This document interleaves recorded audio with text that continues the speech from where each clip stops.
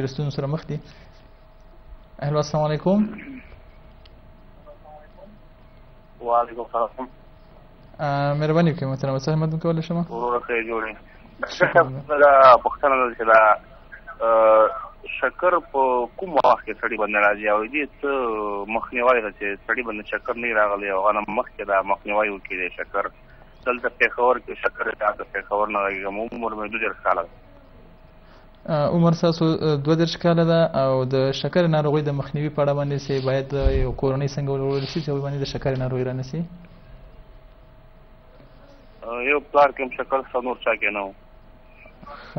ډېره ښه ده محترمه ورور تاسو پوښتنه مې واخیسته الله دې شفا ورکړي. بیا هم خپرونه ګورئ انشاءالله تاسو ته به د دې په اړه باندې ځواب درکړو. مننه.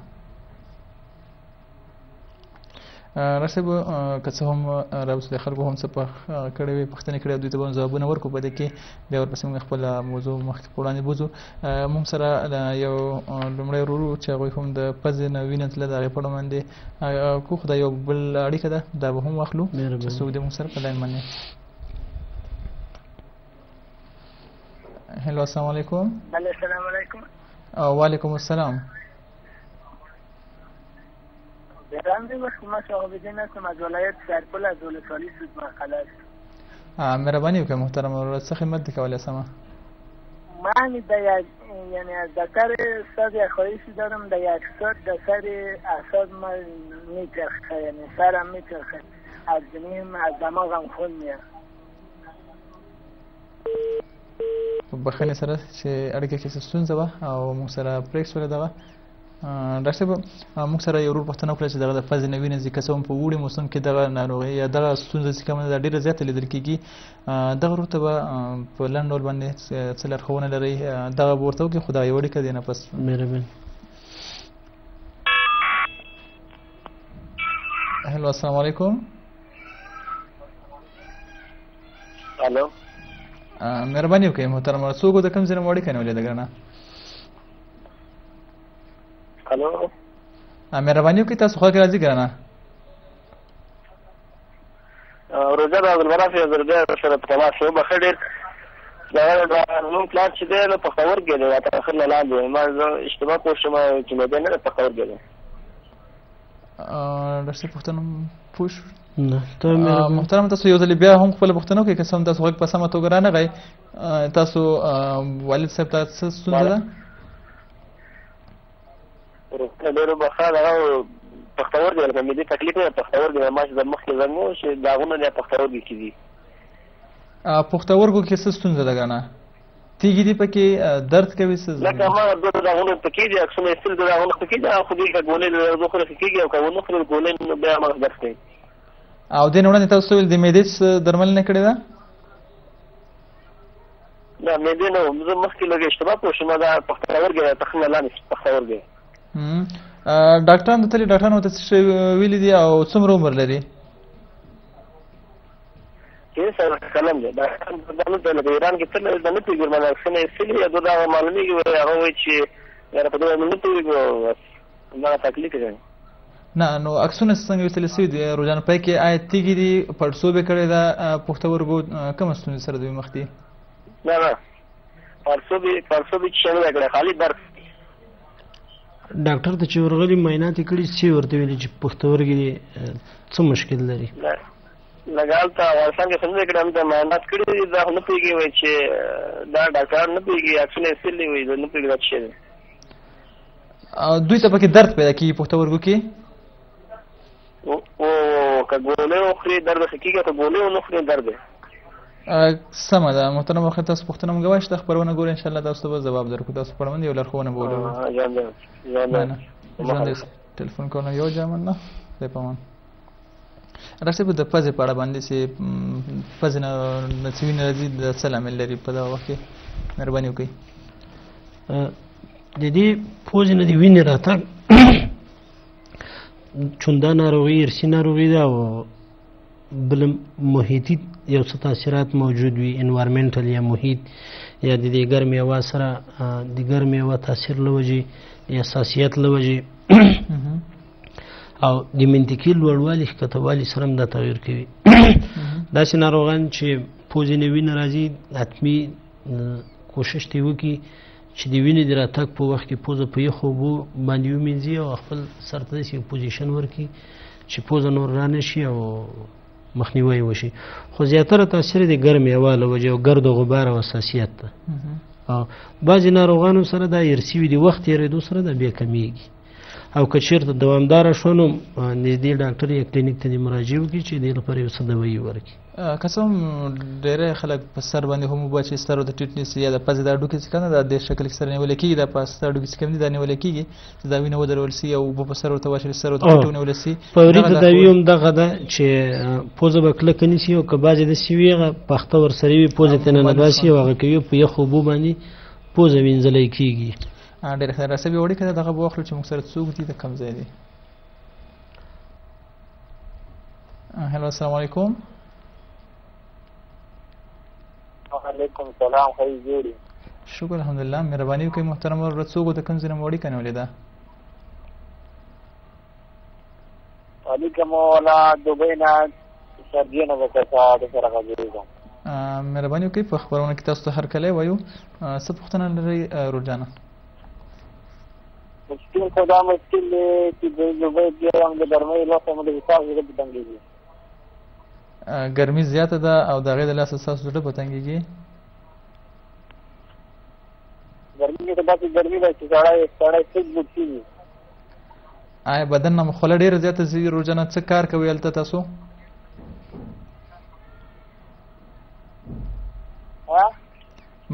خوله تاسو نه ډېره زیاته ځي په دغه ګرمۍ کې او کاروبار څه شی کوئ تاسو هلته؟ خویله خو ولا زیاده وي. سمه. نور څه مشکل سر چکر ورسره یا ګنګسېدل دا تاسو سره رامنځته کېږي؟ که څه هم ډاکټر صاحب دغه ورور موږ سره دوبۍ څخه و د شارجې نه او دوی د ګرمۍ نه شکایت کوي چې ګرمي ډېره زیاته ده او بالکل کار ستوماني زیاته یې لږه ستړیا پکې زیاته دغه کوله. خو بیا هم یو بل اړیکه ده دغه به هم واخلو. هلو السلام علیکم. السلام علیکم. وعلیکم السلام. مهرباني روجانه څوک د کوم ځای نه مو اړیکه نیولې ده؟ شکر الحمدلله. مهرباني وکړئ ګرانه. شکر مهرباني. ما زه سناګل ایران خبرې کوم چې مال دا لاس کې پوسټ چې خپلام ډیره کوي ډیر دوايي مې هم کړې ده چې شفا کې نه ده ورته. لاسونه مو پوټه کې اچوي او خوله ډېره زیاته کوي لاسونه شیان؟ داسې به څو خیش داسې شین خلق لکه ګرما کې د شنالن ترخیږي. روجان ډاکټران ستړي وي هغوی ته څه معاینات ترسره کړي څه یې ولیدل چې تاسو په بدن کې شي کمی یا وینې معاینات چې ترسره شول او که نه؟ یا وجه مې عکسونه واخیسته دوی چې چرګ ده کې په ناکه کې ډېر دوا راکړه خو ژر پیدا ونه کړه دا پوسټ چې عدد یې ښکاره کړه. سمه ده. د وینې معاینات هم ترسره کړه ورسره؟ نه د وینې معاینات هم لاسوس نه ده کړی. په افغانستان کې مې معلومونه دا شیان ډېر راکول خو دلته مې هغه نه ده کړی. وینې معاینات مې نه ده کړی. عکسونه مې واخیستل. کله وخت کې چې کار ونه کړم کارګري کوم پړسېږي. همداسې خټو دغه شیانو سره تاسو کار د روجانه که څنګه یعنې خاورې دوړې دغه شیان زیات وي؟ سیمټو سره خاصو سره ډېر اساسات لري. په افغانستان کې لکه چې د یخ نه ده واوره یې زوبل کړي سوي باندې. ښه سمه. عمر هم څونه د روجانه؟ 22 کلن یم. 22 کاله. سمه ده. روجانه تاسو پوښتنه موږ وایستله خپرونه ګورئ انشاءالله ډاکټر صاحب به تاسو ته یو لارښوونه وکړي. وعلیکم السلام. په مخه ورسه. که څه هم ډاکټر صاحب زموږ بل لور چې کوم د پزې ورته موږ ځواب ورکړی یو بل لور پوښتنه کړې چې د هغوی معده کې درد پیدا شوی ده 45 کال عمر لري او د معدې درد ورته رامنځته شوی دی د هغې لپاره به هم څه لارښوونه ولرئ ډاکټر صاحب خو بیا هم دغه یو اړیکه ده دا به مو واخلو سره. هلو السلام علیکم. هلو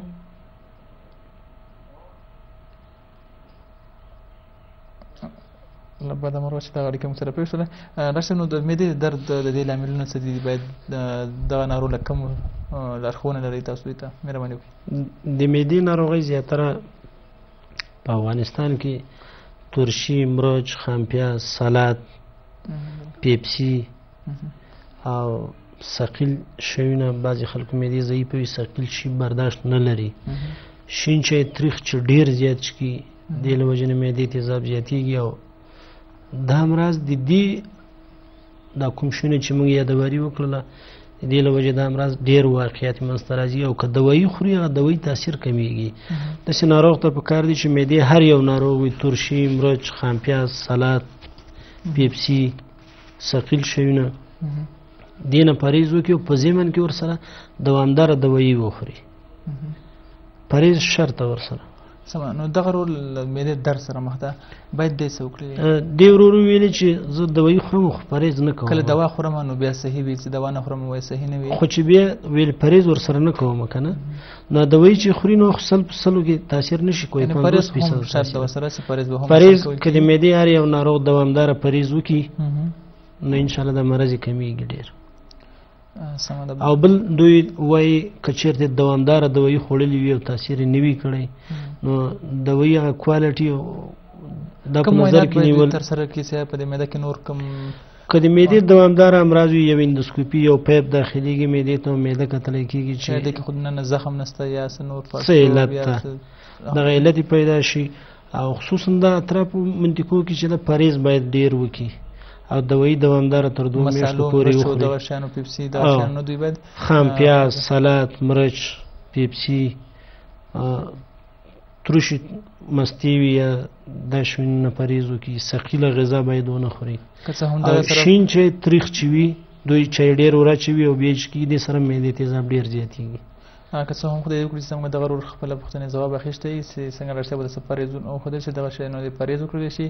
او که بیا هم د خپل درمل چې کوم دی خوري دغه په سمه توګه په خپل وخت سره دی وخوړلی شي او دغه څه پرهیزونه چې د ډاکټر صاحب وکړي باید چې دغه پرهیزونه وکړلي. که بیا هم د سره دوی دغه مشکل حل نه سو نو دوی باید یو صحیح متخصص د داخلي ناروغۍ متخصص ته لاړ شي او یو انډوسکوپي چې ورته ویل کېږي دغه معایناتو په ذریعه باندې یو پیپ داخلي د خولې په واسطه باندې او نه کتلی کېږي چې په معده کې څه زخم یا څه نورې مسله خو به نه وي. نو خدای وکړي چې تاسو خپله پوښتنې ځواب ویشتی. بیا هم نصیب یو اړیکه دا به واخلو. هلو السلام علیکم. هلو هلو بله مهرباني وکړئ روجانه څوک د کوم ځای نه مو اړیکه نیولې ده؟ لبدا مرغه ډاکټر صاحب چې دغه اړیکه هم پرې شوله موږ سره. ډاکټر صاحب یو بل ورور موږ سره چې 20 کاله عمر دوی درلوده او د لیکې دوی ښودي چې موږ په مخ باندې تورې لیکې راغلي دي، د دوی لپاره تاسو ته لارښوونې لرئ؟ بیا هم یو اړیکه ډاکټر صاحب دا به واخلو بیا دغه ورته ځواب ورکړئ. مهرباني. هلو السلام علیکم. وعلیکم السلام. شکر الحمدلله. مهرباني وکړه روجانه څوک د کوم ځای نه مو اړیکه نیولې ګرانه؟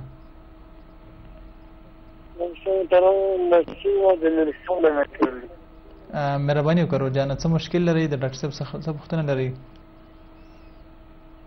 ډاکټر صاحب محترم صاحب ما پوښتنه دا وه چې زما دغه د پښو تلې رقم څو غوندې کوي د شپې لخوا نه چې ویده کېږم اکثره مې ورته متوجه شوم چې یخې غوندې پاتې کېږي او څه غوندې کوي او دا د زنګنو سترګې چې دي دا مې دغه شان د شاخې جام پاتې کېږي. نو په دې په اړه چې معلومات راته وایي. محترم تاسو عمر څونه ده؟ عمر زما تقریبا 40 کاله په شاوخوا باندې. 40 کاله؟ 40 کاله باندې. سمه ده. روجان تاسو کوم ډاکټرانو تللی یاستئ؟ څه درملنه هم کړې ده که نه تر دې مهال پورې؟ نه تر دې ته مې ډاکټر ته مراجعه نه ده کړې. سمه ده. محترمه تاسو څنګه چې ویل پښې وتلي تاسو ډېر زیات سوځېږي که نه؟ نو تاسو کاروبار یا څه ترسره کوئ داسې خاورو خټو کې یا دې شیانو سره خو هم ډېر زیات اخو نشته؟ نه خاورو خټو څخه دغه داسې په خپله منسلدار یم او په اردو کې دغه تعلیماتو دغه ټاکلي تعلیمات منډه او دغه مو ډېر کړي دي. نه پوهېږم که دې پورې اړه لري چې نور وطني کارونه دومره نه دي کړی. سمه ده بالکل. ډاکټر صاحب څه پوښتنه لري دغه ورونه تاسو؟ د دوی کورنۍ کې څوک شکر یا فشار یا نور د بندونو کوم امراض نه لري؟